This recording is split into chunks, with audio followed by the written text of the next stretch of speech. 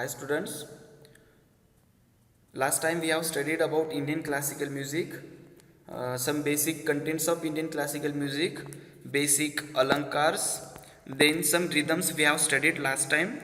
So this time we are going to learn about Indian musical instruments. Okay, what are the types of Indian musical instruments, how they are made and how to use in a music. Okay, so firstly we will see here the types of Indian musical instruments. Okay, in our Indian music, there are four types of instruments, musical instruments. Okay, first is stringed instruments. Okay, those instruments are made by strings.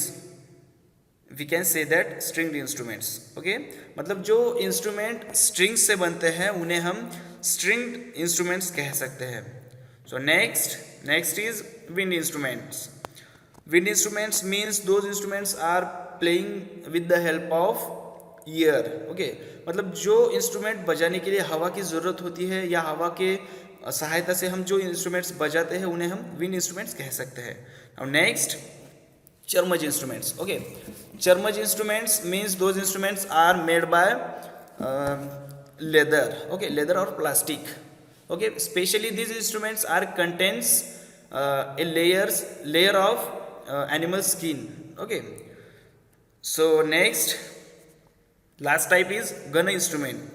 Ghana instruments means those instruments are made by metal, clay और wood. Specially ये जो instrument है metal या clay से भी बनते हैं और वुड से भी बनते हैं. ठीक है, so we will learn deeply about this all instruments in next. Okay, so you can see here stringed instruments means chordophones. According to western music, we can say chordophones to the stringed instruments. Okay, stringed instruments or chordophones are musical instruments that produces sound from vibrating strings when the performer plays or sounds the strings in some manner. Okay, जब देखिए कोई performer है instrument मतलब ये जो strings है plug करता है तब जो वाइब्रेशंस होती है उसकी वजह से आवाज़ आती है, उन्हें हम स्ट्रिंग्ड इंस्ट्रूमेंट्स कह सकते हैं. अब इन स्ट्रिंग्ड इंस्ट्रूमेंट में भी 3 प्रकार के इंस्ट्रूमेंट्स हैं जो अलग अलग प्रकार से बजाए जाते हैं. ठीक है, तो जैसे कि उसमें नाखून से बजाए जाने वाले इंस्ट्रूमेंट है, हैमर का यूज़ करके बजाए जाने वाले इंस्ट्रूमेंट है और बो यूज़ करके भी बजाए जाने वाले इंस्ट्रूमेंट है. बो मतलब एक धनुष की तरह एक इंस्ट्रूमेंट होता है, उसकी सहायता से ये इंस्ट्रूमेंट बजते हैं. तो चलिए देखते हैं हम कि उंगलियों का या नाखून का यूज़ करके कौन से इंस्ट्रूमेंट बजाए जाते हैं. उसमें है वीणा या सितार. ये जो इंस्ट्रूमेंट है हाथ के जो नाखून होते हैं या उंगलियां होती है उनसे ये इंस्ट्रूमेंट बजाए जाते हैं. सो नेक्स्ट है हैमर का यूज़ करके जो इंस्ट्रूमेंट बजता है वो है संतूर. स्पून की तरह एक हैमर होता है, उसके सहायता से ये इंस्ट्रूमेंट जो है बजता है. तो लास्ट है बो यूज़ करके जो इंस्ट्रूमेंट बजते हैं उनमें है वायोलिन और सारंगी. स्पेशली ये जो इंस्ट्रूमेंट है बजाने के लिए बो यूज़ किया जाता है. So next, wind instruments means aerophones.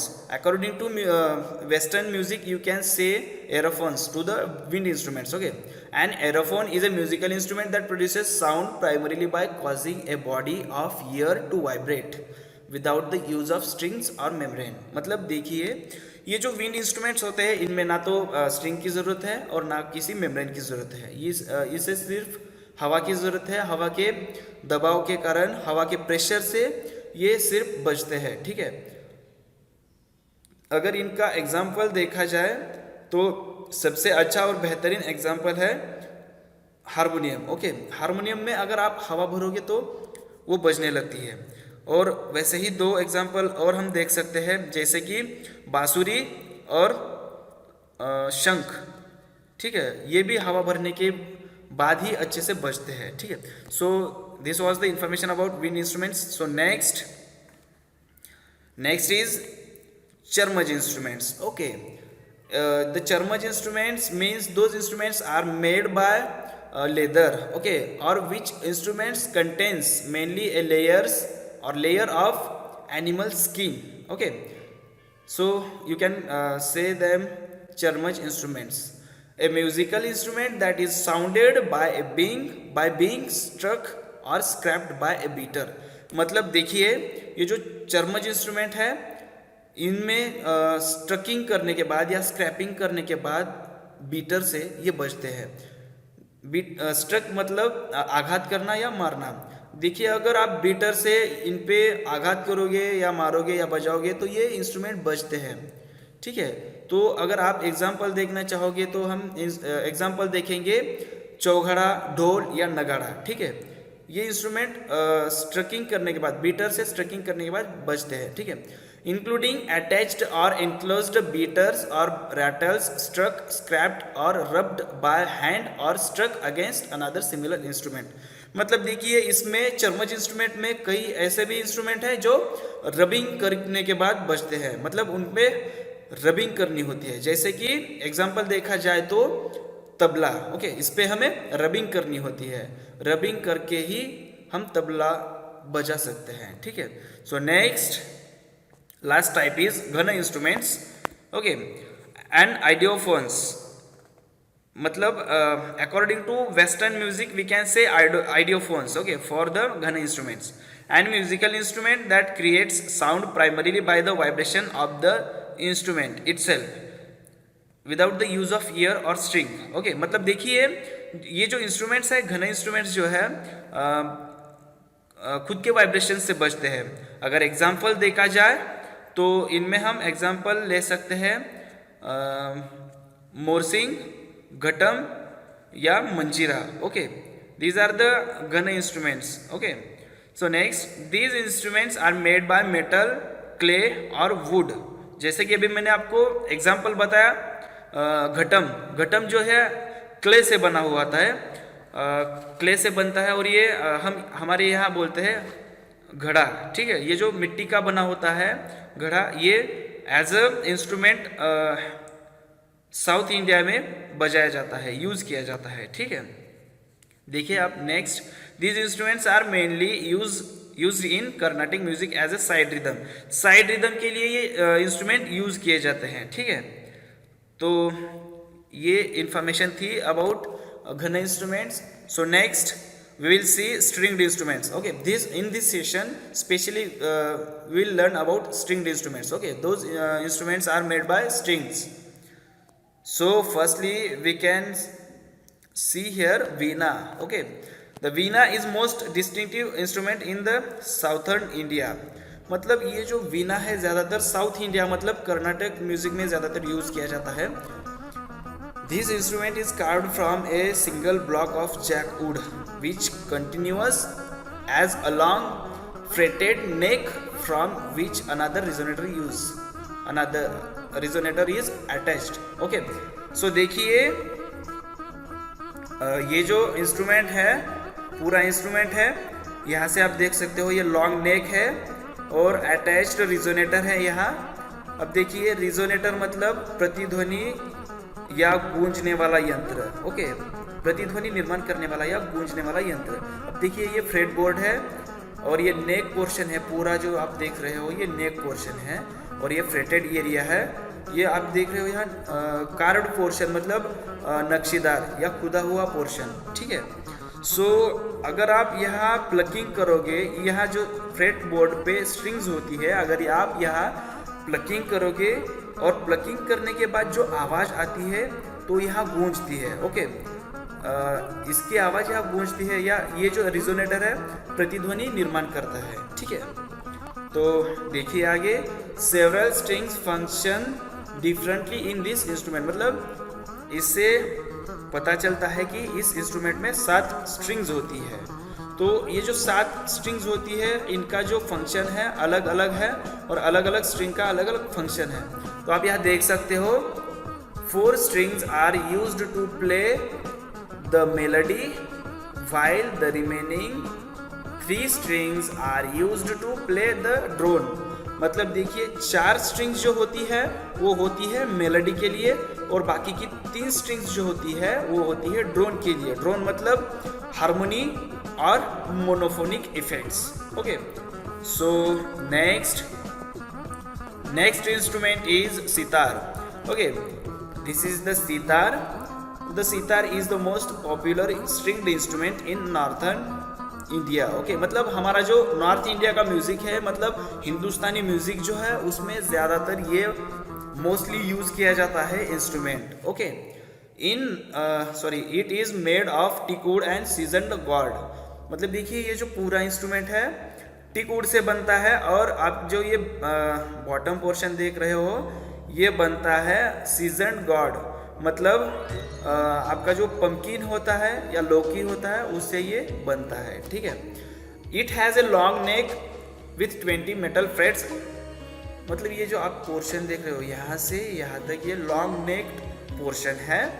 तो देखिए ये पोर्शन जो है फ्रेटेड एरिया है, 20 मेटल फ्रेट्स है, यहाँ मेटल की बनी हुई फ्रेट्स है, और 6 या 7 स्ट्रिंग्स होती है यहाँ से यहाँ तक स्ट्रिंग्स होती हैं।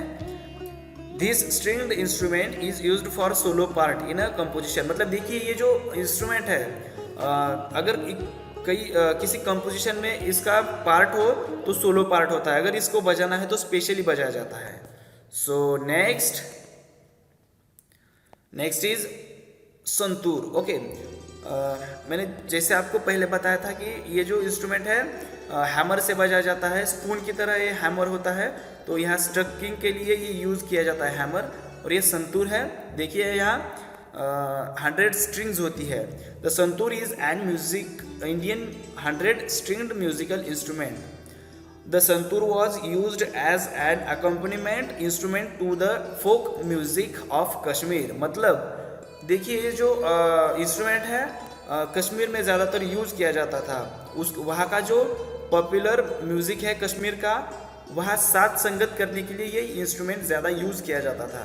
तो अब के टाइम में ये जो इंस्ट्रूमेंट है ज़्यादा यूज़ किया जाता है सोलो परफॉर्मेंस में भी और कॉन्सर्ट में भी। ठीक है, तो आगे देखिए, the original Sanskrit name of santoor was Shatatantri veena. मतलब देखिए इसका जो पुराना नाम था वो था शततंत्री वीणा। शततंत्री मतलब 100 strings.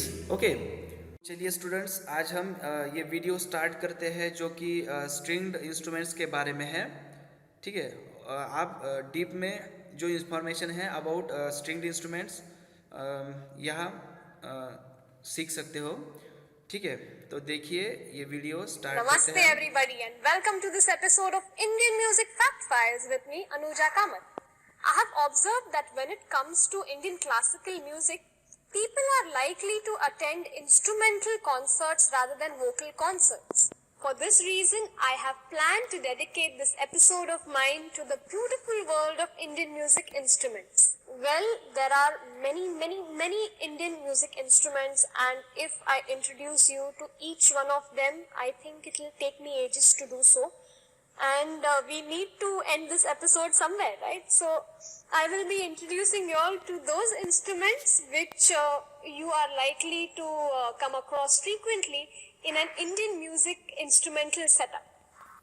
If you are prepared, let's move on to understanding the types of Indian music instruments and their classification. A musical instrument can be classified into various types, but in case of Indian music, the most accepted classification is the one proposed by Rishi Bharat, who mentions 4 categories of instruments. The first one being Tantu Vadya. These are the instruments having strings. In Western music, they are called chordophones. Can you identify the sound?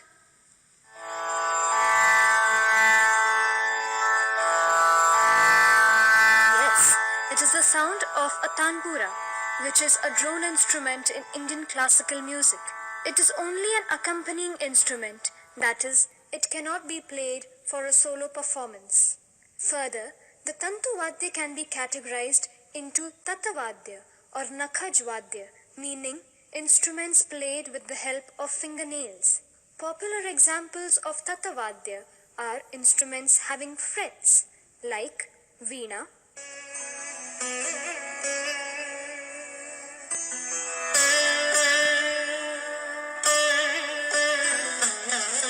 and sitar.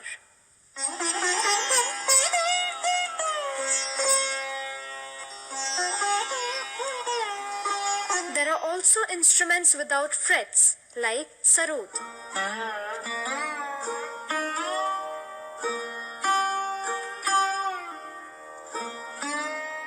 The next type of Tantu Vadya are Vitat Vadya or string instruments played with a bow. Popular examples of these are Sarangi,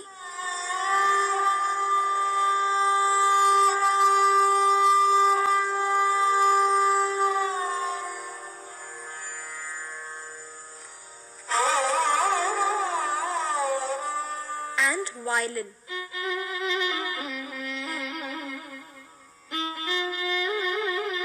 Can a string instrument be played without being plucked by the fingers, struck by the nails, or without the help of a bow?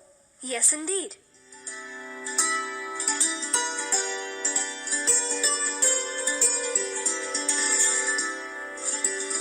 This was the sound of santoor, which is a string instrument played by striking the strings with a spoon-shaped hammer.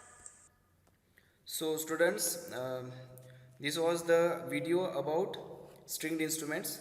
I hope you got the better information about the stringed instruments, and you also listen the voice of each instrument. Okay, so in the next video, in the next period, we will see remaining the instruments, like wind instrument, then Charmaj instruments,